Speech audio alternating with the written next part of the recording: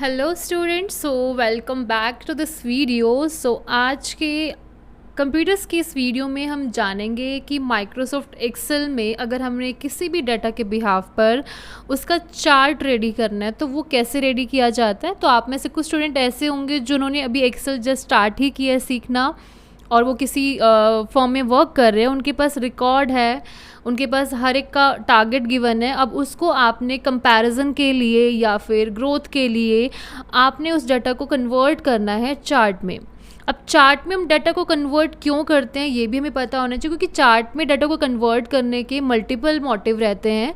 For example, अगर मैं आपको अपने स्क्रीन में अगर ये डाटा दिखाई दे रहा होगा तो यहाँ पर हमारे पास कुछ मंथली सेल्स के टारगेट दिए गए हैं, जिसमें जैन से लेकर दिसंबर मतलब पूरे साल का ही सेल टारगेट है कि टीम 1 ने कितना टारगेट अचीव किया, टीम 2 ने कितना टारगेट अचीव किया, टीम सी यानी कि 3 ने कितना टारगेट अचीव किया।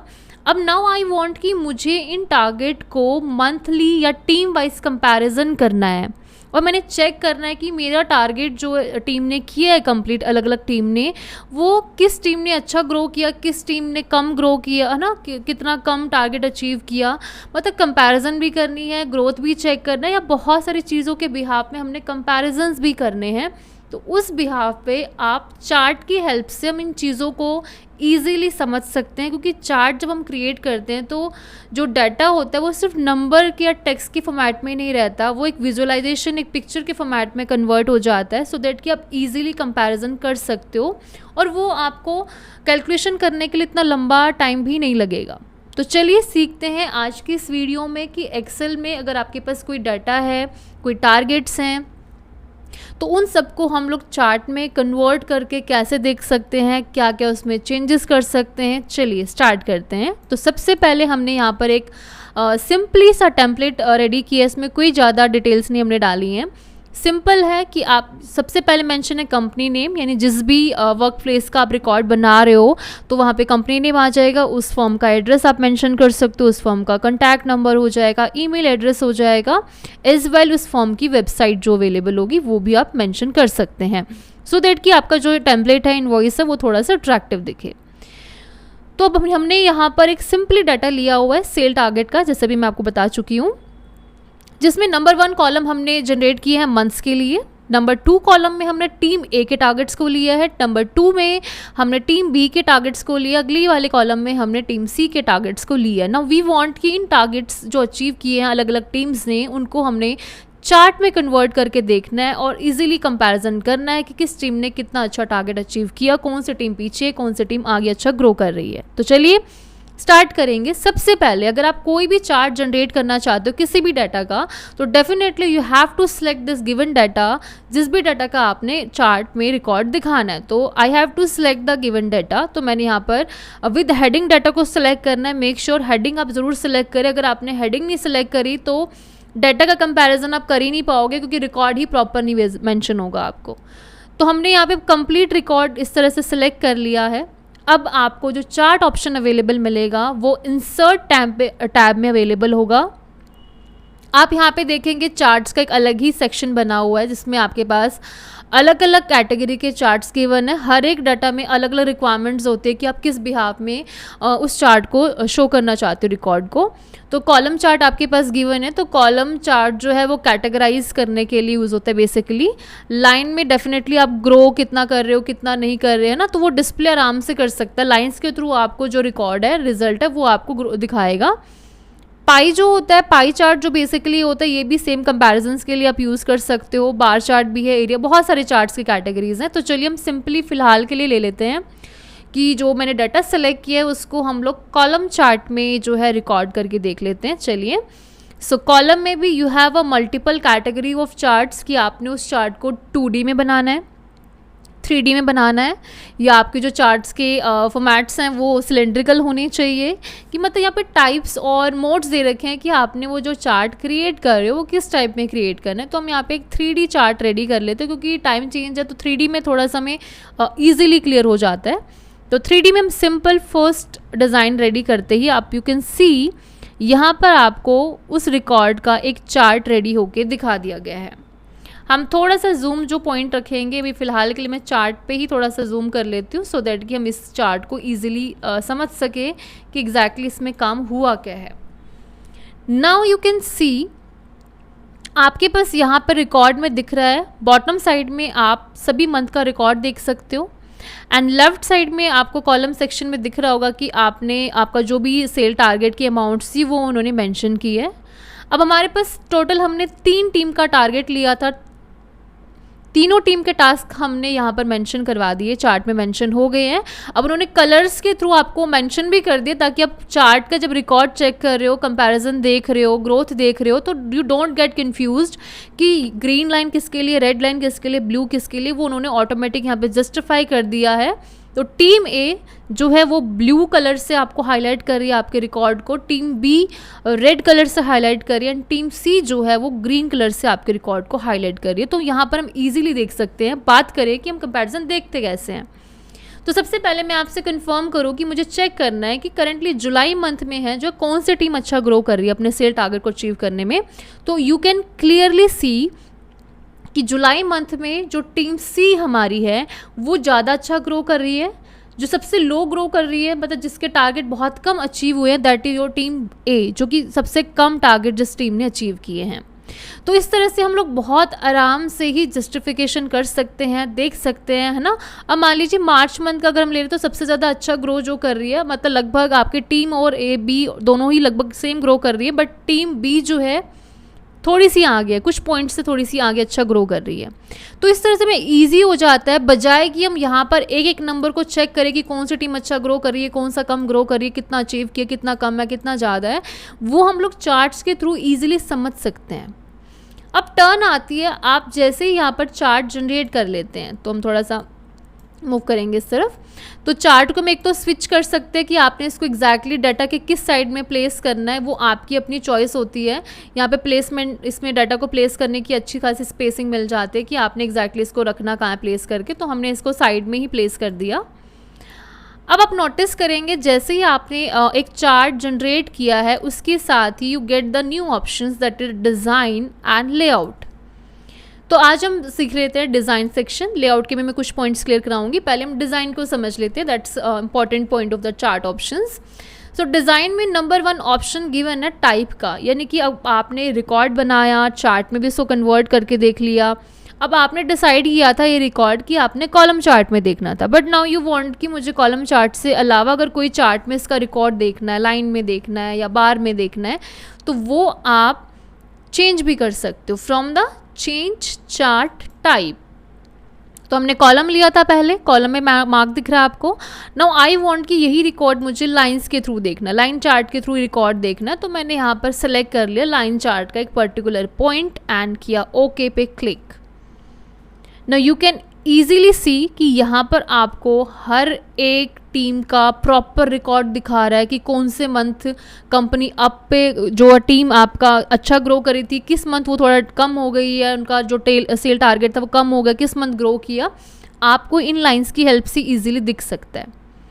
नंबर 1 टीम ए है हमारी। नंबर 1 का अगर हम रिकॉर्ड देखें, जैन मंथ में इसका अप्रोक्स एवरेज ग्रो कर रही थी, फेब में भी एवरेज ग्रो किया, मार्च मंथ में उन्होंने थोड़ा सा अच्छा ग्रो करना स्टार्ट किया, मई में वो अच्छा ग्रो कर चुकी थी, लेकिन मई के बाद वो फिर से उसका जो ग्रोथ थी वो थोड़ी सी सेल टारगेट की ग्रोथ जो वो थोड़ी रुक गई, है ना, कम होती चली गई। तो यहाँ से अब उसके जो रिकॉर्ड है वो आप देख सकते हो कि कितने अप एंड डाउन को फेस करते हैं उन्होंने, कितना कम सेल टारगेट अचीव किया, कितना ज़्यादा सेल टारगेट अचीव किया, तो यहाँ पे रिकॉर्ड हम देख पा रहे हैं इजीली।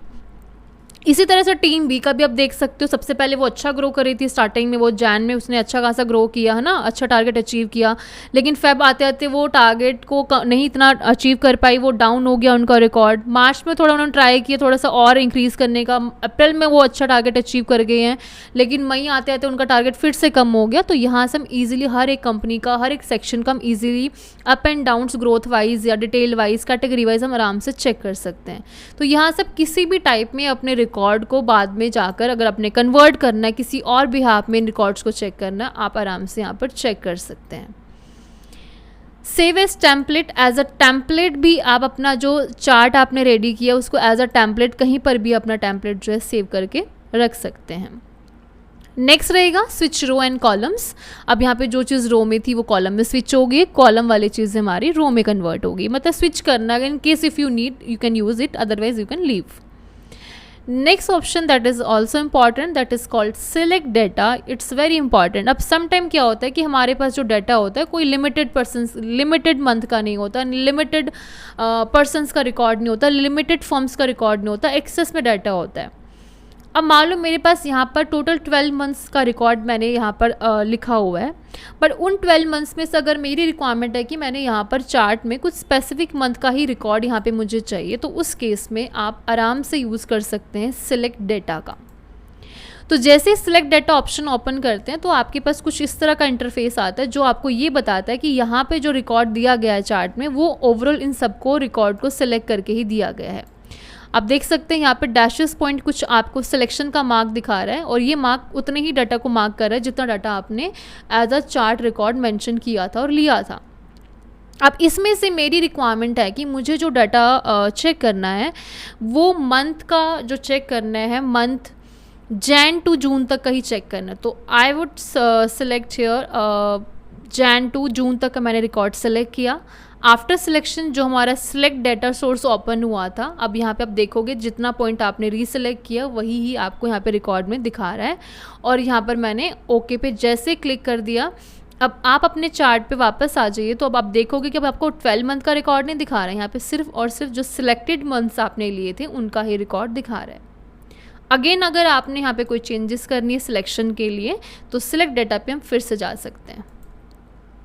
अब आप में से कुछ का क्वेश्चन होगा, मैम चलो ये तो आपने सीक्वेंस में मंथ को सिलेक्ट किया है ना, अगर हमें मंथ्स कुछ अल्टरनेट बेस पे उठाने हैं, लाइक अगर मैं बोलूँ कि मुझे यहाँ पर रिकॉर्ड जो है जनवरी में चेक करना है, अप्रैल का दिखाना है, अगस्त का दिखाना है, मतलब कि शफल करना है, बीच में से उठाना है कोई भी मंथ का, है ना, तो वो हम कैसे कर सकते हैं? तो वो भी इजीली कर सकते हैं। First of all we have to select the headings, then use shift button, और जो भी शिफ्ट यूज़ नहीं हम कंट्रोल यूज़ करेंगे बिकॉज हम लोग one by one he add कर रहे हैं, तो हम लोगों ने हेडिंग तो डेफिनेटली सिलेक्ट करनी पड़ेगी। नाउ अब आपने कंट्रोल की को अपने कीबोर्ड से प्रेस करना है एंड सिलेक्ट इंडिविजुअली जो मंथ आप रिकॉर्ड में चाहते हो। अब देख सकते हो जैसे जैसे मैं इंडिविजुअली कंट्रोल को मैंने होल्ड ही किया हुआ है, कंट्रोल को मैंने वो स्किप नहीं किया हुआ, कंट्रोल को मैंने होल्ड पे रखा हुआ है, और कंट्रोल की के साथ ही मैं जो जो रिक्वायरमेंट मंथ से मैं उसको सिलेक्ट कर रही हूँ।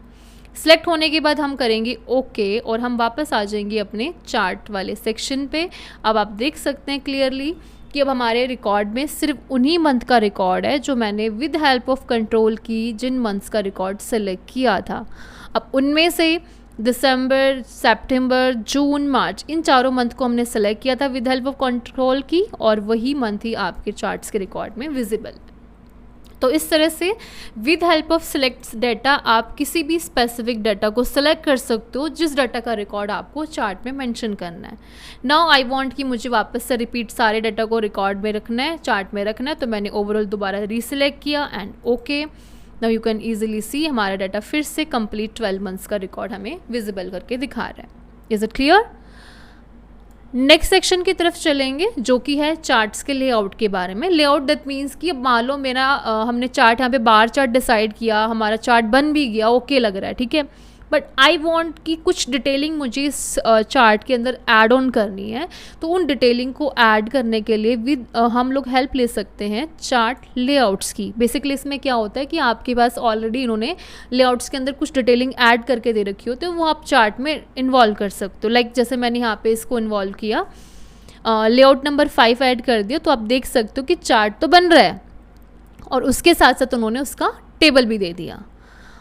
इसी तरह से आपके पास बहुत सारे लेआउट्स हैं, जो चीज़ आप चाह रहे हो, जो चीज़ नहीं चाह रहे, है ना, उस हिसाब से अपने लेआउट्स को रख सकते हो। लाइक दिस, ये देखिए इस तरह से। तो यहाँ पे मल्टीपल लेआउट्स डिज़ाइंस हैं, आपको जो रिक्वायर्ड है, जो सुटेबल है, according to requirement you can add on it, है ना। तो यहाँ से हम आराम से इसको ऐड कर सकते हैं ईजिली, लाइक दिस। तो डिपेंड्स है कि आपकी रिक्वायरमेंट्स क्या है, उस हिसाब से हम इसमें ऐड ऑन कर सकते हैं। नेक्स्ट ऑप्शन देखिए चार्ट का स्टाइल। अब आपने चार्ट को क्रिएट भी कर दिया, उसने अच्छा सा ब्यूटीफुल सा कलरफुल चार्ट आपको रेडी भी कर दिया। In case if you need कि मुझे इसमें थोड़े से कलर चेंजेस करने हैं या मैंने कुछ और इफ़ेक्ट्स यूज़ करने, स्टाइल्स यूज़ करने, तो आप चार्ट स्टाइल्स यूज़ कर सकते हो, जिसपे बाय डिफ़ॉल्ट बहुत सारे स्टाइल्स है गिवन है, सिंपल स्टाइल्स भी गिवन है, तो कुछ 3D स्टाइल्स भी गिवन है। आपको जो सूटेबल लगते हैं वो स्टाइल्स इसमें ऐड ऑन कर सकते हो। स्टाइल्स बेसिकली इसलिए होते हैं ताकि आप चार्ट को, जो भी रिकॉर्ड आप बना रहे हो, उसमें और अट्रैक्टिव दिखा सकते हो और इम्प्रेसिव लगता है, और डाटा को आप इजीली फाइंड आउट भी कर सकते हो। कोई कंपैरिजन करो तो ये आपके जो कलर्स हैं वो हेल्प करते हैं डाटा को इजीली कंपैरिजन देखने में। ठीक है, तो इस तरह से हम चार्ट स्टाइल पर जाकर जो है हम स्टाइल्स को यूज़ भी कर सकते हैं। तो ये था आज के इस वीडियो का main option, that is Excel chart, जो काफ़ी बार हमारा वर्क प्लेस में हेल्प करता है, क्योंकि इसके बिना हम लोग कोई भी इन्वॉइस बना रहे हैं, कोई कंपैरिजन करना है, कैटेगराइज करने किसी डाटा को, वो ईजी हो जाता है। अगर हमें नहीं आता तो ये प्रॉब्लम फेस करनी पड़ती है, क्योंकि हमें डाटा को point two point read out करना पड़ता है। तो बजाय कि हम एक एक वर्ड को रीड आउट करके डाटा को कंपैरिजन करें, हम लोग उस डाटा को कन्वर्ट ही सीधा कर देते हैं चार्ट में, सो दैट कि डाटा को कंपेयर करना बहुत ईजी हो जाता है डिटेलिंग के साथ। होप सो इस वीडियो में समझाया गया चार्ट टूल आपको ईजिली क्लियर हुआ। तो फर्दर आप किस पर्टिकुलर ऑप्शन के बारे में वीडियो बनाना चाहते हैं कि हम लोग उस वीडियो पे उस कॉन्सेप्ट पे वीडियो बनाएं, वो भी आप हमें कमेंट सेक्शन में सजेस्ट कर सकते हैं। विल ट्राई कि हम उस पर्टिकुलर टॉपिक पे भी वीडियो लेकर आएँ। Thanks for watching.